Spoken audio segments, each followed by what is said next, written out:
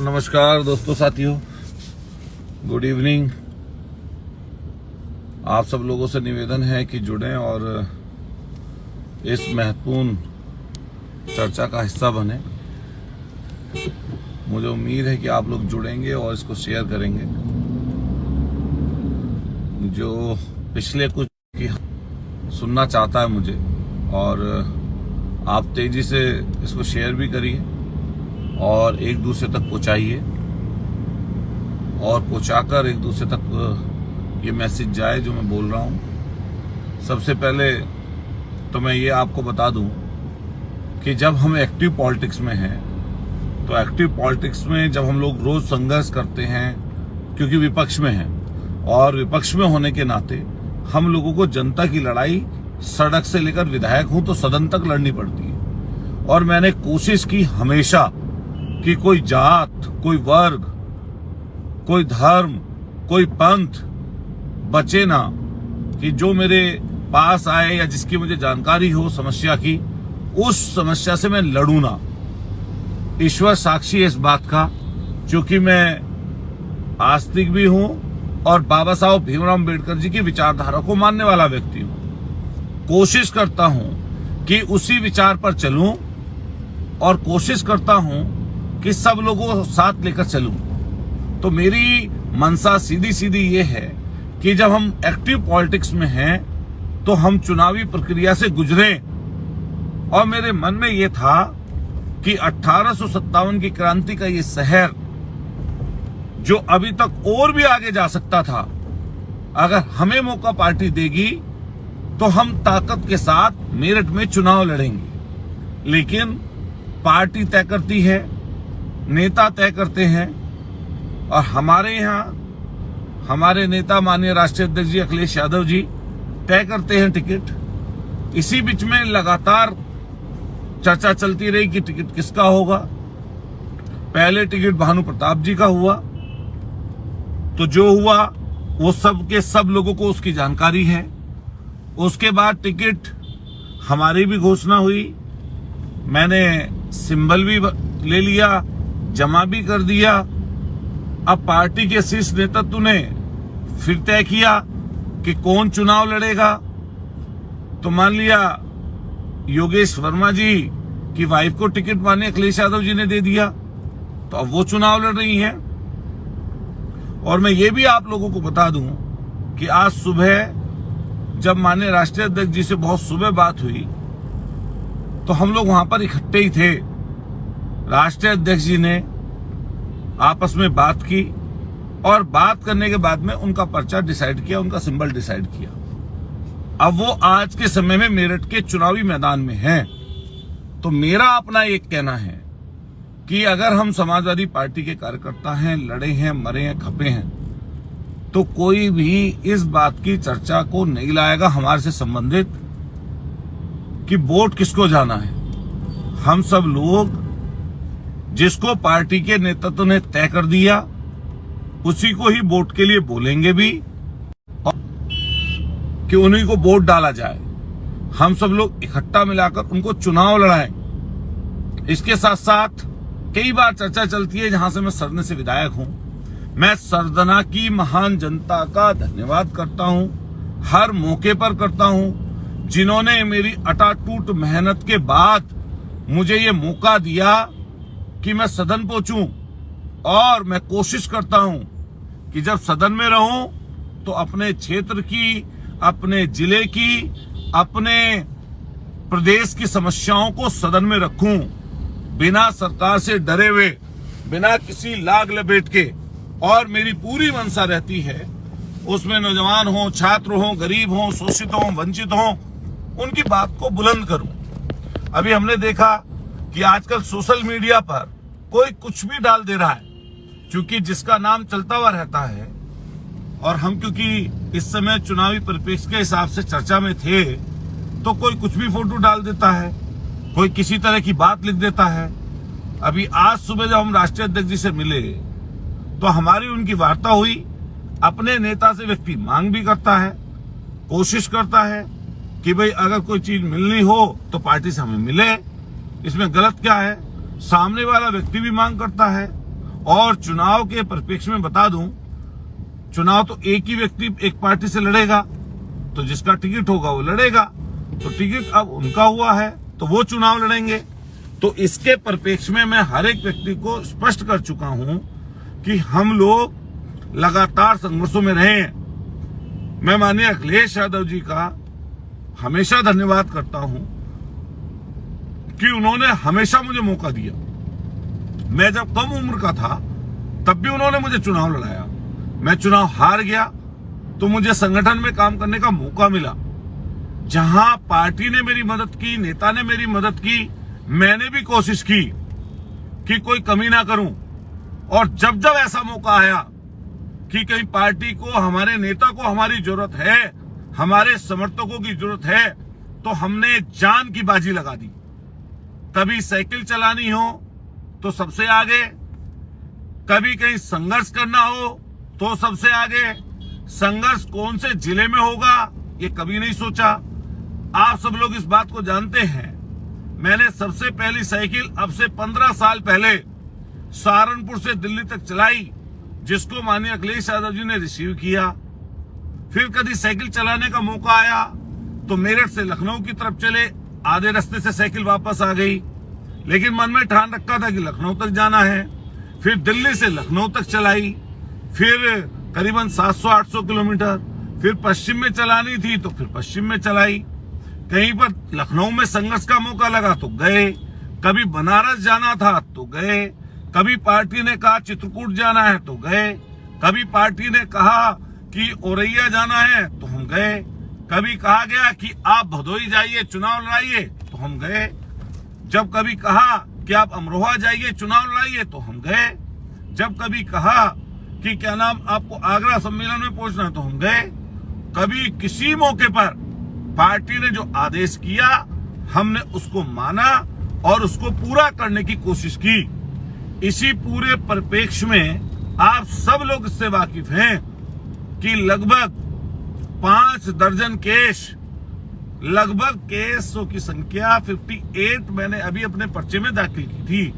ये सारे के सारे मुकदमे जन समस्याओं को लेकर सड़क पे लड़ते हुए हमारे ऊपर दर्ज हुए हैं। ये पूरे मेरठ की नहीं, पूरे उत्तर प्रदेश की नहीं, बल्कि कई स्टेट के अवाम जानती है कि हम लोग की पैदाइश छात्र राजनीति में संघर्ष से है। और ये जो पहचान हमने बनाई है, ये अपने गट्टे के दम पर अपने समर्थकों के अथक प्रयासों से बनाई है। मैं उस हर एक व्यक्ति को धन्यवाद दूंगा, साधुवाद दूंगा, दिल की गहराइयों से सिर उनके सामने झुकाता हूं जिन्होंने मुझे इस मुकाम तक पहुंचाया है।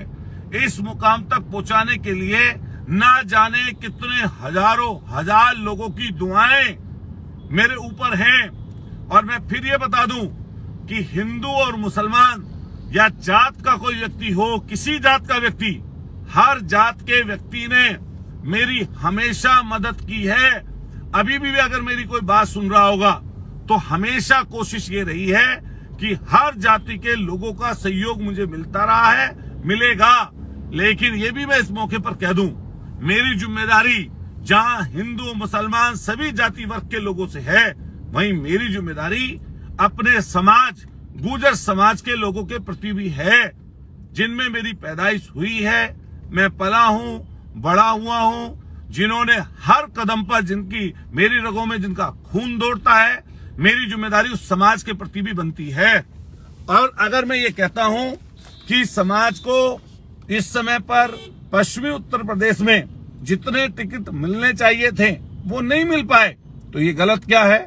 मैंने अपने नेता से इस बात को रखा कि वेस्ट यूपी में ताकत के साथ जहां अन्य समाजों के लोग हैं, वहीं गुर्जर समाज के लोग भी बड़ी संख्या में हमारे पश्चिमी उत्तर प्रदेश सहित पूरे उत्तर प्रदेश के तमाम जिलों में हैं। अगर आप देखेंगे, राजस्थान से लेकर, मध्य प्रदेश से लेकर, पंजाब से लेकर, दिल्ली, हरियाणा से लेकर उत्तराखंड तक बड़ी संख्या में गुर्जर समाज के लोग हैं। मैंने अपने राष्ट्रीय नेतृत्व के सामने ये बात रखी कि इस समय जो हमारे से सामने वाली पार्टी है, भारतीय जनता पार्टी है, उसने गुर्जर समाज को इस समय जो टिकट दिए हैं, हमें कोशिश करनी चाहिए कि हमें अपने समाज को बांधे अगर रखना है, जहां और जातियों को उससे जोड़कर रखना है, तो समाज के लोगों को भी टिकटों में भागीदारी मिले। ये कोई गलत चीज नहीं है अपने नेता से मांग करना। हमने हमेशा मांग की है और हमारी कोशिश रही कि प्रतिनिधित्व मिले। हम कभी कभी भारतीय जनता पार्टी के लोगों से अगर लड़ाई करते हैं तो समाज के बीच में यही तो कहकर करते हैं कि उन्होंने प्रतिनिधित्व नहीं दिया, लेकिन अगर उन्होंने ज्यादा टिकट दे दिए तो वो हमारे ऊपर हावी होंगे। हमें उनको इस बात को हावी नहीं होने देना। लेकिन इसके साथ साथ मैं कई लोगों को कई मौकों पर कहा हूं कि मैं तमाम जाति वर्ग के लोगों को मानने वाला व्यक्ति हूं, हर सोच को मानने वाला व्यक्ति हूं। लेकिन व्यक्तिगत अगर कोई मुझसे पूछेगा कि तुम्हारी अतुल प्रधान विचारधारा क्या है, तो मेरी विचारधारा मैंने पहले कितने मौकों पर बताया है कि मेरी विचारधारा बाबा साहब भीमराव अंबेडकर जी की विचारधारा को मैं फॉलो करता हूं, जो समता और समानता की बात करती है, जो गरीब की, शोषित की, वंचित की, कमजोर की, पीड़ित की बात करती है। मैं उस विचारधारा से ताल्लुक रखता हूं, तो ये गलत नहीं है। मेरी आप कोई भी एक्टिविटी देखिए, मैं कोशिश करता हूं जो लोग कमजोर हैं उनके लिए अतुल प्रधान खड़ा हो, जो लोग शोषित वंचित हैं अतुल प्रधान उनके बीच में रहे। रही बात इस चीज की कि टिकटों में कौन कितना लड़ लिया, फेसबुक पर जो लिखने वाले बहुत सारे हमारे साथी हैं, उन्हें जमीन की बहुत सारे लोगों को नॉलेज नहीं है। इस पर बैठकर कोई व्यक्ति अमेरिका से भी अपना कमेंट कर सकता है, कोई व्यक्ति दूसरे स्टेट से भी कमेंट कर सकता है, कोई व्यक्ति बगल के जिले से भी कमेंट कर सकता है। लेकिन वास्तविक स्थिति किसी को अगर जानकारी होगी तो जो स्थानीय व्यक्ति होगा उनको होगी। और मैं दावे के साथ कह सकता हूं, ईश्वर को मानकर बाबा साहब भीमराव अंबेडकर जी को हाजिर नाजिर करके ये बात कह सकता हूं कि मैंने अपनी जिंदगी का 100% जनता की सेवा के लिए दिया है। और उस सेवा में मैंने कभी जाति धर्म पूछकर किसी के साथ भेदभाव ना किया है, ना मैं कभी करूंगा। रही बात इस चीज की कि आज पूरे दिन लोग बाग फेसबुक पर, सोशल मीडिया पर चर्चा करते रहे कि क्या अतुल प्रधान इस्तीफा देंगे। अरे मैं अपने नेता से अगर कोई बात बोलूंगा तो वो मैं बोल सकता हूं ना, मैं अपने नेता से कोई बात में रख सकता हूं। हमारे नेता का जो आदेश मिला वो हमने तुरंत के तुरंत स्वीकार किया। लेकिन सोशल मीडिया पर जो एक प्रोपेगेंडा लोग चलाते हैं, और इसमें सबसे ज्यादा अगर कोई माहिर है वो भारतीय जनता पार्टी की आईटी सेल है, या इस तरह के लोग जो अपने आप को हमसे विपक्षी मानते हैं। मैं फिर कहना चाहता हूं कि व्यक्तिगत संबंध होना, किसी की शादी ब्याह में शरीक होना, किसी की मौत परेशानी दिक्कत में शरीक होना, ये कौन सा वैसा काम है? आदमी होता है शरीक। रही बात इस चीज की कि कौन व्यक्ति किस दल में जाएगा, किससे नजदीकी रखेगा, ये व्यक्ति की व्यक्तिगत अपनी खुद की बात है। जब से मैंने राजनीति की शुरुआत की है, मैं समाजवादी पार्टी का कार्यकर्ता रहा हूं। माननीय अखिलेश यादव जी की हम पर मेहरबानी रही है, उन्होंने हमारी मदद की है। मैंने कई लोगों को इस समय पर यह कहते देखा कि अतुल प्रधान विधायक का भी चुनाव लड़ रहे थे, अतुल प्रधान मेयर का भी चुनाव लड़ रहे थे, अतुल प्रधान एमपी का टिकट भी मांग रहे हैं। संघर्ष करेंगे हम और हमारे साथी, लड़ाई लड़ेंगे हम, मुकदमे खाएंगे हम, साइकिल चलाएंगे हम, घर से बाहर रहेंगे हम किसी कोने पर किसी को परेशानी दे। कोई भी सज्जन बताओ भाई मेरे, तो टिकट की मांग क्यों नहीं करेंगे भाई? और टिकट लड़ कौन पाएगा? भारतीय जनता पार्टी के इस समय कैंडिडेट्स के पास जहां मीडिया की ताकत है, जहां प्रशासनिक ताकत है, जहां प्रोपेगेंडा फैलाने की ताकत है, जहां उनके पास इस समय कार्यकर्ताओं की बड़ी फौज है, तो उनसे टक्कर लेने के लिए आपको भी तो मजबूत कैंडिडेट चाहिएगा, आपको भी तो ताकतवर कैंडिडेट चाहिए। जहां हम समीकरण की बात करते हैं, उस समीकरण के साथ साथ हमें ऐसे नॉन चेहरे चाहिए कई बार जो सामने वाले से हर तरीके से अपनी लड़ाई लड़ सकता हो। और मैं ये दावे के साथ कह सकता हूं कि कभी किसी मौके पर हम लोगों ने पीठ नहीं दिखाई है। कभी पीठ दिखाने का काम नहीं किया और न करेंगे। मुझे सरदने की जनता ने मौका दिया विधायक बनने का। ईमानदारी से आप बताइए, कोई विषय बताइए जिस पर हम लोग शासन प्रशासन के सामने लड़ाई ना लड़ते हों। मुझे पीड़ा और कष्ट इस चीज का है कि भाई आप बताओ, जो सोशल मीडिया पर आईटी सेल एक तरीके से चलाने वाले लोग हैं, और हो क्या रहा है, कोशिश करिए कि जिसका नाम बड़ा हो रहा हो उसे किसी तरीके से रोका जाए। और इसके पीछे होता क्या है? इसके पीछे होती है साजिश। साजिश करता कौन है? बुराई करता कौन है? जो बराबरी नहीं कर सकता, उसके हाथ में सिर्फ एक काम है, चुगलखोरी का और बुराई करने का। मैं उन सबके सब लोगों से कहना चाहता हूं कि ईश्वर का आशीष हमारे ऊपर है, बाबा साहब की कृपा हमारे ऊपर है। आपके जैसे लोगों की वजह से अतुल प्रधान पीछे रहने वाला नहीं है। मैंने पहले भी ये बात कही होगी कितने मौकों पर। जब माननीय अखिलेश यादव जी कहेंगे कि भाई हमें तुम्हारी जरूरत नहीं है, तो हम सोचेंगे कि हमें करना क्या है। लेकिन अपनी बात कहने के लिए हमारे यहाँ लोकतंत्र है और हम अपने नेता से अपनी बात कह सकते हैं। रही बात इस चीज की कि सारे दिन लोगों ने सोशल मीडिया पर बात चलाई कि आज अतुल 4 बजे भारतीय जनता पार्टी ज्वाइन कर रहे हैं। अरे भाई, जब ज्वाइन करनी होगी तो फिर ज्वाइन कर लेंगे, लेकिन आपको ये बताओ ज्वाइन की पता नहीं चलेगी क्या? जानकारी नहीं होती किसी को? कई लोग कह रहे हैं कि वो तो ओवैसी की पार्टी से भी चुनाव लड़ सकते हैं, कल तक कह रहे थे।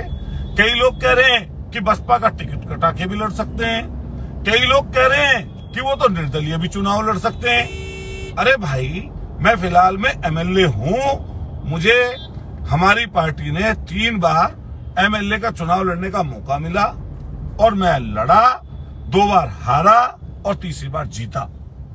तमाम साथियों से मैं बात कहूंगा, हजारों लोग मुझे सुन रहे हैं। आप बताइए, एक एक व्यक्ति जो मुझे सुन रहे हो, गांव देहात के लोग भी सुन रहे होंगे। मेरे परिवार में हमने अपने बचपन में मां को खोया, पिता को खोया, हमारी बड़ी बहन ने लालन पालन हमारा किया और जन्मजात हम लोग संघर्षी हैं। उन सब परेशानियों को पीछे छोड़ते हुए, और मैं पिछले 25 दिन से हम लोग लखनऊ में थे, टिकट की मांग कर रहे थे। और सिर्फ मैं ही नहीं था, हमारे सामने वाले व्यक्ति जो टिकट की मांग करने वाले थे वो भी थे, दूसरे जिलों के लोग भी थे। क्योंकि हमारी पार्टी में, उत्तर प्रदेश की हमारी पार्टी है, 80 की 80 सीटों पर चुनाव लड़ना है, तो पता नहीं कितने लोग होंगे। मैं तमाम साथियों से एक बात कहना चाहता हूं कि आपको हमेशा ये समझना पड़ेगा कि अगर हम जिंदा हैं तो जिंदा नजर आना भी जरूरी है। क्या फायदा अगर हमारे शरीर में हलचल नहीं होगी?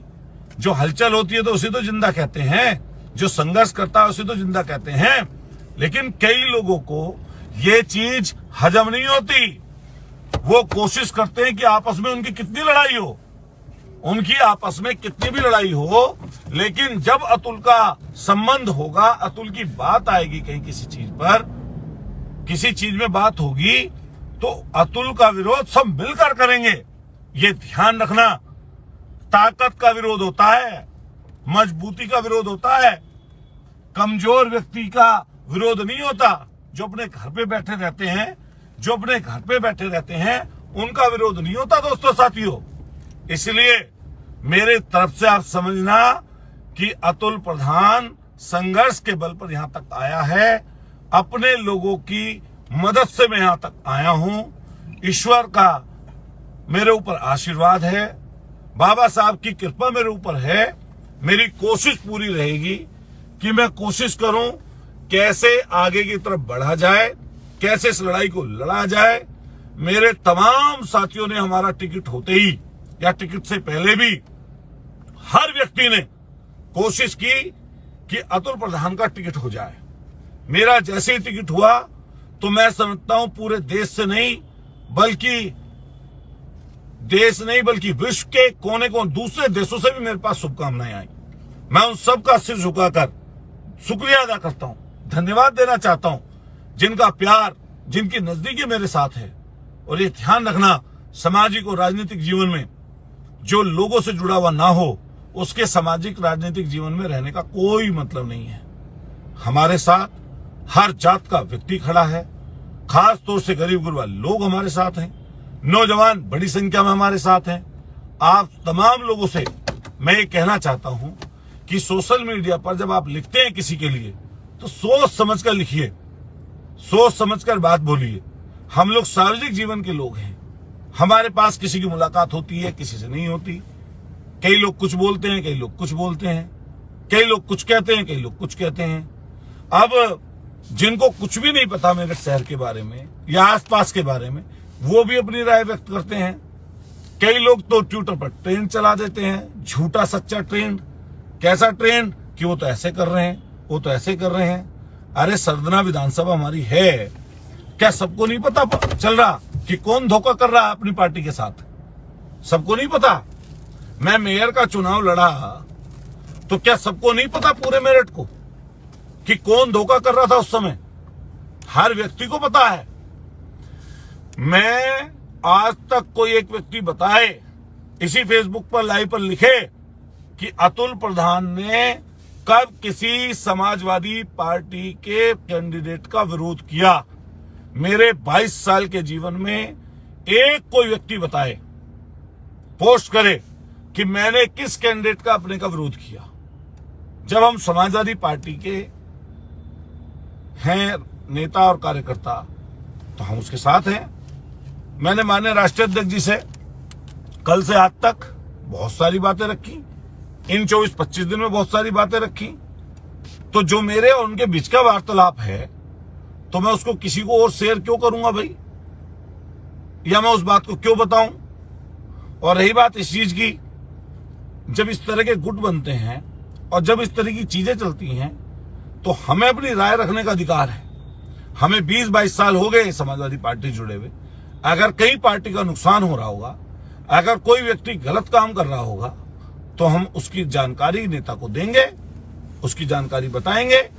और जहां तक की बात यह है कि हर कोई अपनी जात की संख्या बताता है, हम भी बताते हैं, दूसरे लोग भी बताते हैं, लेकिन जीतते तो सबसे है ना, जीतते तो सबकी मदद से है ना।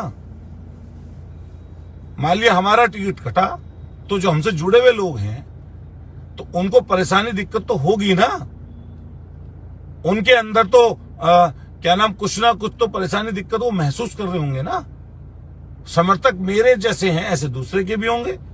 अगर उनका टिकट कटता या उनका टिकट मतलब बदला जाता, तो उनके समर्थकों में मायूसी होती।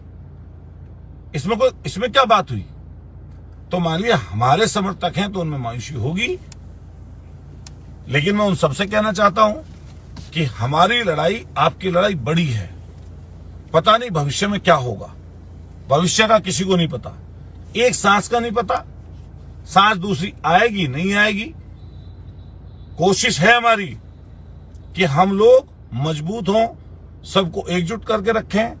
मैं अपने सहारनपुर, उत्तराखंड के लोग हों, शामली के हों, बागपत के हों, मुजफ्फरनगर के हों, मेरठ के हों, आपके गाजियाबाद के हों, हापुड़ के हों, बुलंदशहर के हों, अमरोहा के हों, बिजनौर के हों, और जितने भी नजदीकी आसपास है, मथुरा तक और आपके झांसी तक, मैं इन सब लोगों से कहना चाहता हूं कि हम सब लोगों को मिलकर काम करना है।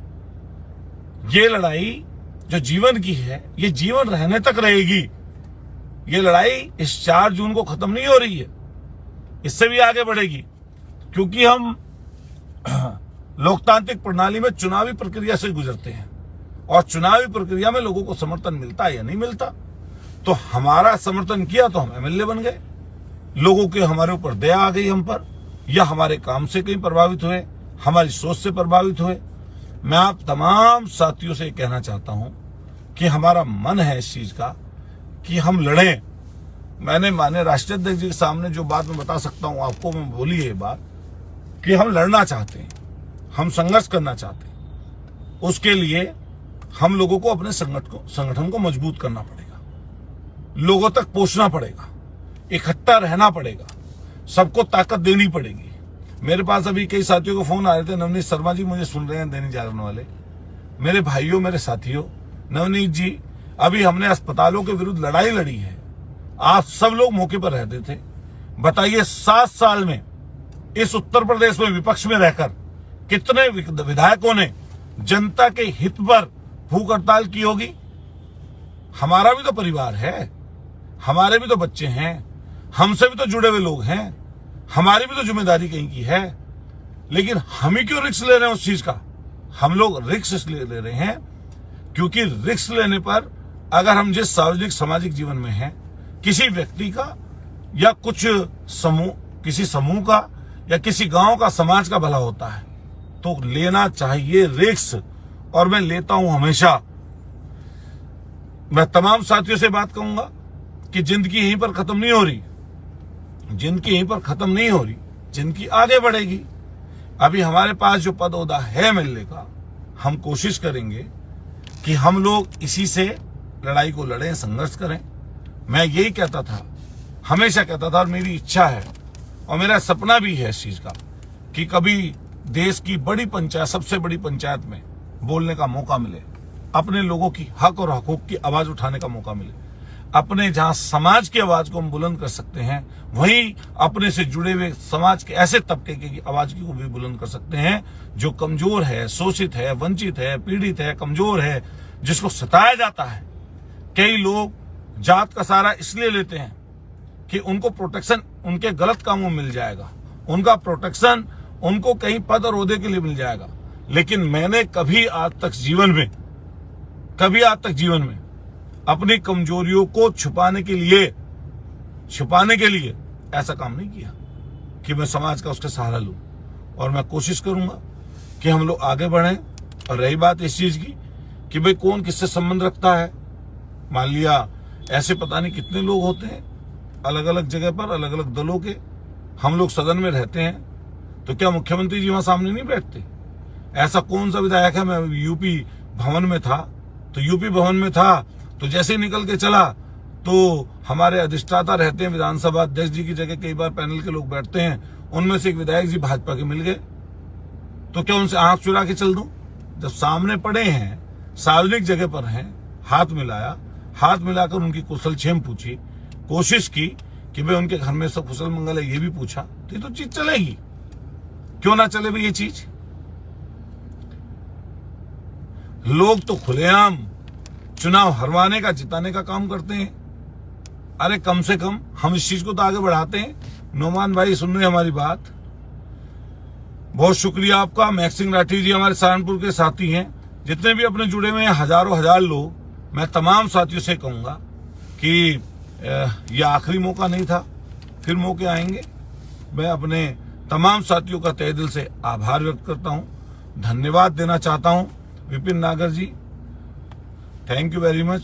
सुमनीत कसाना जी, मीनू जी, राजा खान जी, थैंक यू।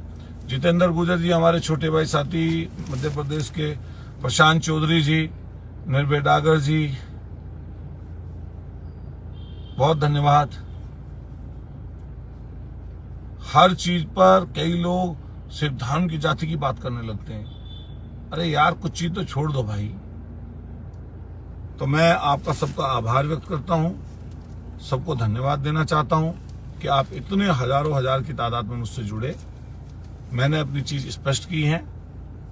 अब माननीय राष्ट्रीय अध्यक्ष जी से क्या हमारी चर्चा हुई है, 20-25 दिन में क्या हुआ, कल क्या हुआ, या आज सुबह कितनी वार्ता हुई, मतलब कई बार ऐसी बातें आदमी नहीं सार्वजनिक जगह पर बोलता है, लेकिन मैं इतना बताऊंगा कि उनसे अच्छी तरह वार्ता हुई। और जो हमारे बीच की उनकी वार्ता है उनको पता है, हमें जानकारी है, या जो वहां पर रहा होगा उसको जानकारी है, तो ये चीज आगे बढ़ेगी। रही बात इस चीज की कि क्या, कौन, कैसे, कब, ये तो आने वाला समय बताएगा कि क्या करना है, कैसे करना, नहीं करना, जाना आना। अभी तो हम लड़ाई विपक्ष की लड़ रहे हैं, लड़ेंगे। और आपसे भी सबसे अपेक्षा है इन लड़ाइयों में हमारा सहयोग करिए। अगर मैं लड़ाई जनता के लिए लड़ूं, कमजोर लोगों के लिए लड़ूं, तो आपको मेरा सहयोग करना चाहिए। हम सब लोगों को इकट्ठा मिलकर चलना चाहिए और कोशिश ये रहनी चाहिए कि कैसे हम लोग आगे बढ़ें, आगे लेके चलें। बहुत बहुत आपका सबका शुक्रिया, बहुत बहुत धन्यवाद। कल फिर हम लोग लाइव पर जुड़ेंगे और मेरी कोशिश रहेगी कल ज़्यादा से ज़्यादा लोगों से मिल सकूं और आगे भी लड़ाइयाँ रहेंगी तो उनसे कैसे उनकी मदद मांग सकूं। मैं आप सब का आभार व्यक्त करता हूं। आप सब लोगों का इतना प्यार मिला और मुझे लगा कि जब तक टिकट नहीं हुआ पता नहीं कितने हजारों हजार लाखों लोग मेरे से आस लगाए बैठे थे, तो उनका भी मैं धन्यवाद करता हूं। जब टिकट हो गया तो जिन लोगों ने मुझे धन्यवाद दिया, जिन लोगों ने मुझे शुभकामनाएं दी, सबसे नहीं वापस बात कर पाए, लेकिन उनका भी सबका मैं आभार व्यक्त करता हूं। और जो अभी निराशा परेशानी आपके अंदर होगी, इससे निराश और परेशान होने की कोई जरूरत नहीं है। ये लड़ाई बहुत बड़ी है, हम सब लोगों को मिलकर लड़नी है। आने वाले समय पर आपका आशीर्वाद, आपका स्नेह, आपका प्यार मेरे ऊपर बना रहे और मैं तमाम जितने लोग मुझे सुन रहे हैं मैं उन सबसे कहूँगा, ये सोशल मीडिया का प्लेटफॉर्म जो है कहीं किसी को बदनाम, किसी को नुकसान करने के लिए नहीं होता। इसलिए जब आप इस पर कुछ लिखो या कुछ बोलो, अब आभार व्यक्त करता हूँ जिन्होंने इतनी शालीनता से मेरी बात सुनी। सबको मेरा बहुत बहुत शुक्रिया, धन्यवाद। मैं सिर झुकाकर सबको नमन करता हूँ, शुक्रिया अदा करता हूँ। बहुत बहुत शुक्रिया, बहुत बहुत आभार, धन्यवाद। जय भीम, जय भारत।